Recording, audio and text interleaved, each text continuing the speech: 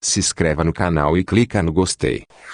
Aldous Huxley. Admirável Mundo Novo 17. Mantendo sempre o lenço contra o nariz que sangrava, Helmholtz confirmou com um sinal de cabeça. Reanimado e tendo recuperado o uso das pernas, Bernard escolhera esse momento para dirigir-se à porta o mais discretamente possível. "É o senhor aí?" chamou o sargento.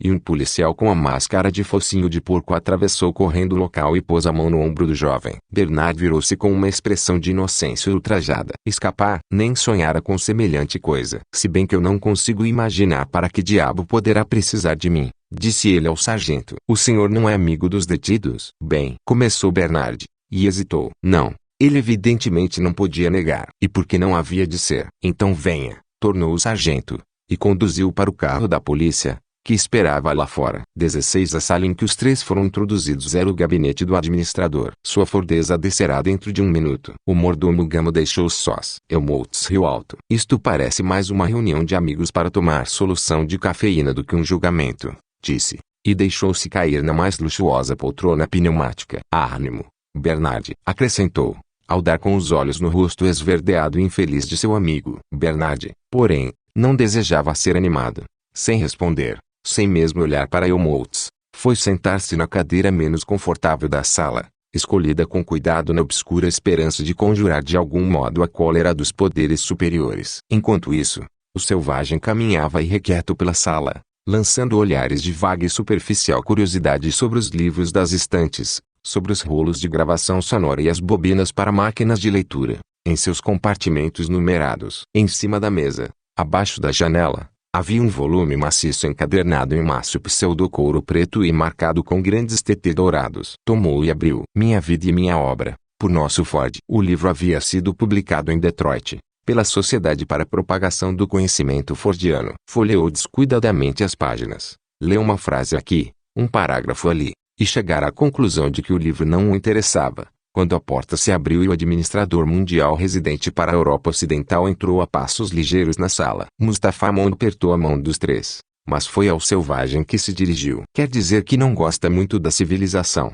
senhor selvagem?" O selvagem olhou-o. Tinha vindo disposto a mentir, a esbravejar, a encerrar-se numa reserva sombria, mas, tranquilizado pela inteligência bem-humorada da fisionomia do administrador, resolveu dizer a verdade, com toda a franqueza. "Não", e balançou a cabeça. Bernard estremeceu e mostrou-se horrorizado. Que pensaria o administrador? Ser catalogado como amigo de um homem que confessava não gostar da civilização, que o dizia abertamente ainda mais, ao próprio administrador, era terrível. "Mas, John", começou. Um olhar de Mustafa Amon reduziu a um silêncio objeto. "Naturalmente", reconheceu o selvagem, "existem coisas que são muito agradáveis. Toda essa música no ar, por exemplo. Por vezes, 1000 instrumentos melodiosos sussurram em meus ouvidos. Por vezes, vozes." 32. A fisionomia do selvagem iluminou-se de súbito prazer. "O senhor também leu?" perguntou. "Julguei que ninguém tivesse ouvido falar nesse livro aqui na Inglaterra." "Quase ninguém. Sou uma das raríssimas exceções. O senhor compreende, ele está proibido. Mas, como sou eu que faço as leis aqui, posso também transgredi-las impunemente, senhor Marx", acrescentou, dirigindo-se a Bernard. "O que, lamento dizê-lo, o senhor não pode fazer." Bernard mergulhou num acabrunhamento ainda mais profundo. "Mas por que é que ele está proibido?" perguntou o selvagem. Na excitação de conhecer um homem que havia lido Shakespeare, esquecera momentaneamente tudo mais. O administrador deu de ombros. "Porque é antigo. Essa razão principal. Aqui não queremos saber de coisas antigas, mesmo quando são belas. Sobretudo quando são belas. A beleza atrai. E nós não queremos que ninguém seja atraído pelas coisas antigas. Queremos que amem as novas. Mas as novas são tão estúpidas e horríveis. Esses espetáculos em que não há senão helicópteros voando de um lado para outro e em que se sente quando as pessoas se beijam." Fez uma careta. "Bodes e macacos." Somente nas palavras de Otelo podia encontrar um veículo adequado para seu desprezo e seu ódio. "Animaizinhos simpáticos e inofensivos. Em todo caso", murmurou o administrador, como num parêntese. "Por que não lhes faz ver Otelo?" "Já lhe disse, é antigo." "Além disso, não o compreenderiam." Sim, era verdade. Ele lembrou-se como Helmholtz rira de Romeu e Julieta. "Pois, então", disse o selvagem, após um silêncio traço, "algo novo que seja como Otelo e que eles possam compreender." "É o que todos nós temos desejado escrever", declarou Helmholtz, rompendo seu prolongado silêncio. "E o que o senhor nunca há de escrever?" respondeu o administrador. "Por quê?" Se parecesse realmente com Otelo, ninguém poderia compreendê-lo, por mais novo que fosse.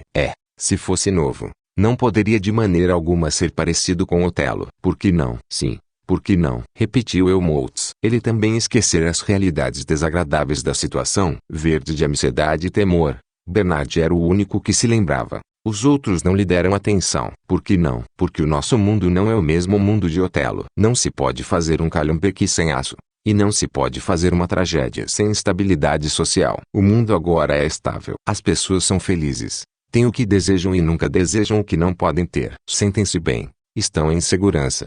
Nunca adoecem. Não têm medo da morte. Vivem na ditosa ignorância da paixão e da velhice. Não se acham sobrecarregadas de pais e mães. Não têm esposas, nem filhos, nem amantes por quem possam sofrer emoções violentas. São condicionadas de tal modo que praticamente não podem deixar de se portar como devem. E se, por acaso, alguma coisa andar mal, assoma que o Senhor atira pela janela em nome da liberdade. Senhor, selvagem, da liberdade. Rio. Espera que os deltas saibam o que é a liberdade. E agora quer que eles compreendam Otelo. Meu caro jovem, o selvagem calou-se um momento. Apesar de tudo, insistiu obstinadamente traço. Otelo é bom.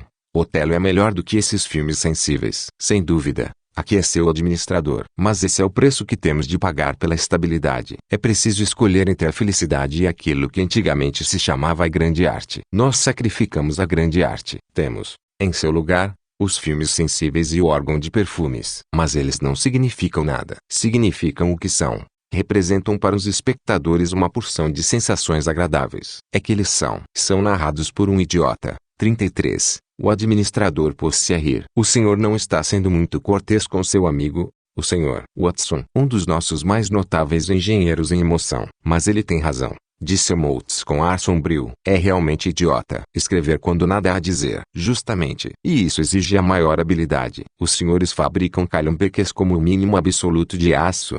Obras de arte com praticamente nada mais que sensação pura. O selvagem balançou a cabeça. Tudo isso me parece absolutamente horrível. Sem dúvida. A felicidade real sempre parece bastante sórdida em comparação com as supercompensações do sofrimento.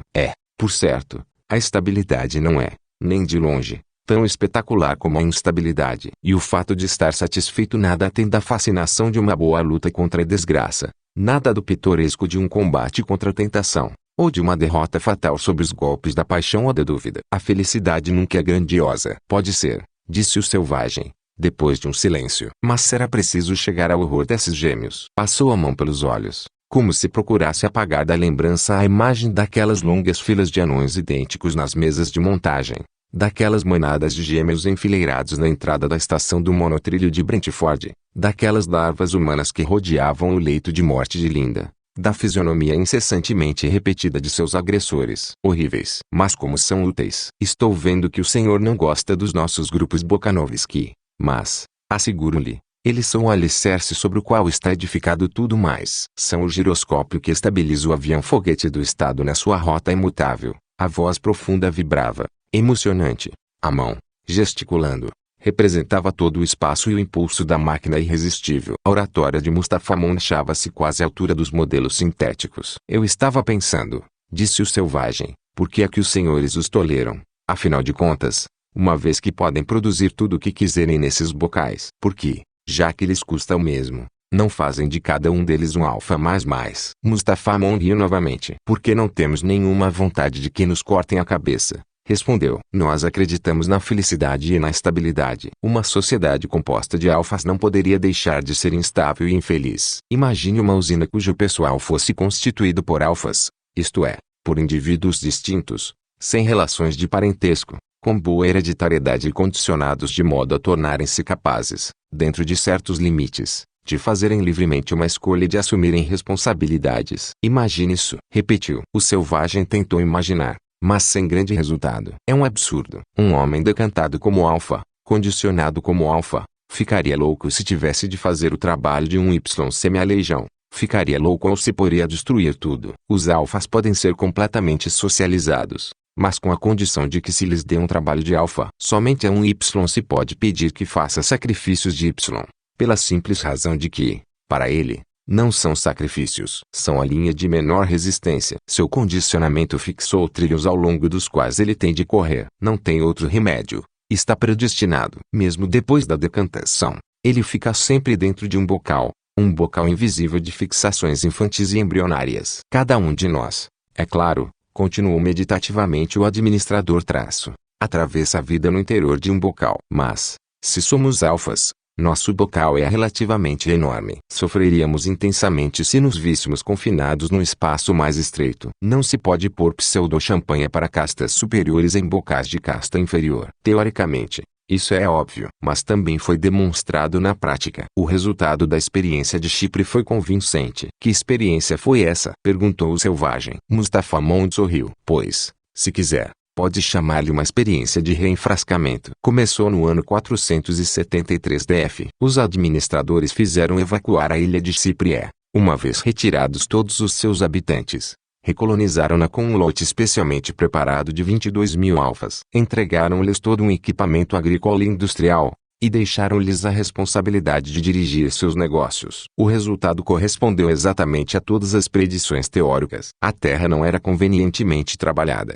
Houve greves em todas as fábricas. As leis eram desrespeitadas. As ordens, desobedecidas. Todas as pessoas destacadas para um serviço inferior passavam o tempo fazendo intrigas para obter cargos mais elevados e todas as pessoas que ocupavam cargos mais elevados tramavam contra-intrigas para, a qualquer preço, ficar onde estavam. Em menos de 6 anos, viam-se as voltas com uma guerra civil de primeira ordem. Quando, dos 22.000, 19.000 tinham sido mortos. Os sobreviventes fizeram uma petição unânime aos administradores mundiais para que estes retomassem o governo da ilha. O que foi feito? E assim acabou a única sociedade de alfas que o mundo viu. O selvagem suspirou profundamente. A população ótima, disse Mustapha Mond, obedece ao modelo do iceberg. 8/9 partes abaixo da linha de flutuação e 1/9 parte acima dela. E são felizes os que estão abaixo da linha de flutuação, mais felizes do que os que estão acima dela, mais felizes do que os seus 2 amigos aqui, por exemplo. E apontou para eles. Apesar daquele trabalho horrível, eles não acham. Pelo contrário, até gostam. É leve, de uma simplicidade infantil. Nenhum esforço excessivo da mente nem dos músculos. 7 horas e meia de trabalho leve, de modo algum exaustivo. E depois a ração de soma, os esportes, a cópula sem restrições e o cinema sensível. Que mais poderiam pedir? É verdade, acrescentou, que poderiam pedir uma jornada de trabalho mais curta. Por certo, nós poderíamos concedê-la. Do ponto de vista técnico, seria perfeitamente possível reduzir a 3 ou 4 horas a jornada de trabalho das castas inferiores. Mas isso as faria mais felizes? Não, de modo algum. A experiência foi tentada. Há mais de século e meio, toda a Irlanda foi submetida ao regime de 4 horas de trabalho diário. Qual o resultado? Perturbações e um acréscimo considerável do consumo de soma. Nada mais. Essas 3 horas e meia de folga suplementar estavam tão longe de ser uma fonte de felicidade, que as pessoas se viam obrigadas a gastá-las em fugas pelo soma. O departamento de invenções está cheio de planos destinados a economizar mão de obra. Milhares de planos. Mustapha Mond fez um gesto largo. E por que não os executamos? Para o bem dos trabalhadores. Seria pura crueldade infligir-lhes folgas excessivas. O mesmo ocorre na agricultura. Poderíamos sintetizar cada um dos nossos alimentos, se quiséssemos. Mas não o fazemos. Preferimos conservar 1/3 da população trabalhando na terra para seu próprio bem, porque é preciso mais tempo para obter alimentos tirados da terra do que para fabricá-los numa usina. Além disso, temos de pensar na nossa estabilidade. Não queremos mudar. Toda mudança é uma ameaça à estabilidade. Essa é outra razão que nos torna pouco propensos a utilizar invenções novas. Toda descoberta da ciência pura é potencialmente subversiva. Até a ciência deve, às vezes, ser tratada como um inimigo possível. Sim, a própria ciência. Ciência, o selvagem franziu a testa. Conhecia a palavra, o que significava exatamente, porém, ele não sabia. Shakespeare e os velhos do pueblo nunca se haviam referido à ciência. E de Linda ele recebera apenas indicações muito vagas. A ciência era uma coisa com a qual se faziam helicópteros, uma coisa que fazia com que a gente risse das danças do trigo, uma coisa que impedia de ter rugas e de perder os dentes. Fez um esforço desesperado para compreender o que o administrador queria dizer. Sim, continuou Mustapha Mond. Essa é outra parcela no custo de estabilidade. Não é somente a arte que é incompatível com a felicidade, também é a ciência. Ela é perigosa. Temos de mantê-la cuidadosamente acorrentada e amordaçada. O quê? Exclamou Helmholtz. assombrado. Mas nós vivemos repetindo que a ciência é tudo. É um lugar comum e hipnopédico. 3 vezes por semana, dos 13 aos 18 anos, recitou Bernard. E toda a propaganda da ciência que fazemos no colégio. Sim, mas que espécie de ciência? Perguntou sarcasticamente Mustapha Mond. Os senhores não receberam instrução científica, de modo que não têm condições de julgar. Quanto a mim, fui um bom físico, no meu tempo. Bom demais. Bastante bom para compreender que toda a nossa ciência é simplesmente um livro de cozinha, com uma teoria ortodoxa de arte culinária que ninguém tem o direito de contestar e uma lista de receitas às quais não se deve acrescentar nada, salvo com autorização do cozinheiro-chefe. Sou eu o cozinheiro-chefe, agora. Mas houve tempo em que eu era apenas um jovem lava-pratos cheio de curiosidade. Pus-me a cozinhar um pouco ao meu modo. Cozinha heterodoxa, cozinha ilícita, um pouco de ciência verdadeira. Em suma, calou-se. E que aconteceu? Perguntou Helmholtz Watson. O administrador suspirou. Quase aconteceu mesmo que vai acontecer aos senhores, meus jovens amigos. Estive a ponto de ser mandado para uma ilha. Estas palavras galvanizaram Bernard, provocando nele uma reação violenta e indecorosa. Mandar-me para uma ilha? A mim? Levantou-se de um pulo, atravessou a sala correndo e se pôs a gesticular diante do administrador. O senhor não pode me mandar para uma ilha. Eu não fiz nada. Foram os outros. Juro que foram os outros. Apontou Helmholtz e o selvagem com um dedo acusador. Oh, por favor, não me mande para a Islândia. Prometo fazer tudo o que devo. Dê-me outra oportunidade. Por favor, dê-me outra oportunidade. As lágrimas começaram a correr. Foi culpa deles, asseguro-lhe, disse, soluçando. E não para a Islândia. Oh, eu suplico a vossa fordeza, por favor. Num paroxismo de abjeção, atirou-se de joelhos aos pés do administrador. Mustapha Mond tentou fazê-lo levantar, mas Bernard persistiu em sua postura aviltante, e o fluxo de palavras continuou, inesgotável. Por fim, o administrador teve de tocar a campainha para chamar seu quarto secretário. Traga 3 homens, ordenou, e conduza ao Sr. Marques a um quarto. Dê-lhe uma boa vaporização de soma. Ponho na cama e deixo só. O quarto secretário saiu e voltou com 3 lacaios gêmeos de uniforme verde. Ainda gritando e soluçando, Bernard foi levado para fora. Alguém poderia dizer que vão cortar a cabeça dele, comentou o administrador, quando fecharam a porta. Ao passo que, se tivesse a mínima parcela de bom senso, compreenderia que esse castigo é na realidade uma recompensa. Vai ser mandado para uma ilha, isto é, para um lugar onde conhecerá o mais interessante conjunto de homens e mulheres existentes em qualquer parte do mundo. Todas as pessoas que, por esta ou aquela razão, adquiriram demasiada consciência de sua individualidade para poderem adaptar-se à vida comunitária. Todas as pessoas a quem a ortodoxia não satisfaz, que têm ideias próprias e independentes. Todos aqueles, numa palavra, que são alguém. Quase lhe tenho inveja, Sr. Watson. Helmholtz riu. Então, por que motivo o senhor não está numa ilha? Porque, no fim das contas, preferi isto, respondeu o administrador. Deram-me a escolher, ser mandado para uma ilha, onde poderia continuar dedicando-me à ciência pura, ou ser admitido no Conselho Supremo, com a perspectiva de ser promovido oportunamente a um posto de administrador. Escolhi isto e abandonei a ciência. Depois de um pequeno silêncio, acrescentou: às vezes lamento haver renunciado à ciência. A felicidade é uma soberana exigente, sobretudo a felicidade dos outros. Uma soberana muito mais exigente do que a verdade, quando não se está condicionado para aceitá-la sem restrições. Suspirou, tornou a calar-se, e logo recomeçou, com mais vivacidade. Enfim, o dever é o dever. Não podemos consultar as nossas preferências pessoais. Interesso-me pela verdade,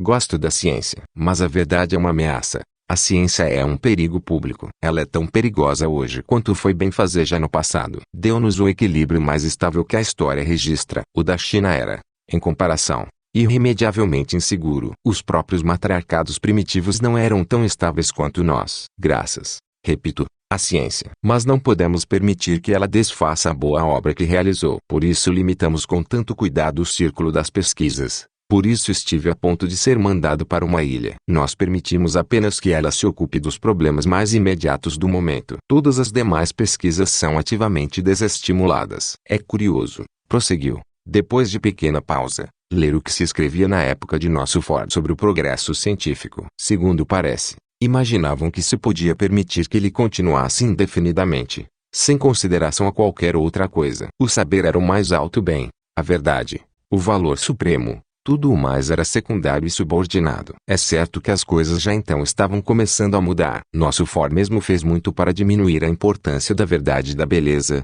em favor do conforto e da felicidade. A produção em massa exigia essa transferência. A felicidade universal mantém as engrenagens em funcionamento regular. A verdade e a beleza são incapazes de fazê-lo. É claro, cada vez que as massas tomavam o poder público, era a felicidade, mais do que a verdade e a beleza, o que importava. Não obstante, e apesar de tudo, a pesquisa científica irrestrita ainda era permitida. Continuava-se a falar na verdade e na beleza como se fossem os bens supremos. Até a época da Guerra dos 9 Anos, ela fez com que mudassem de tom.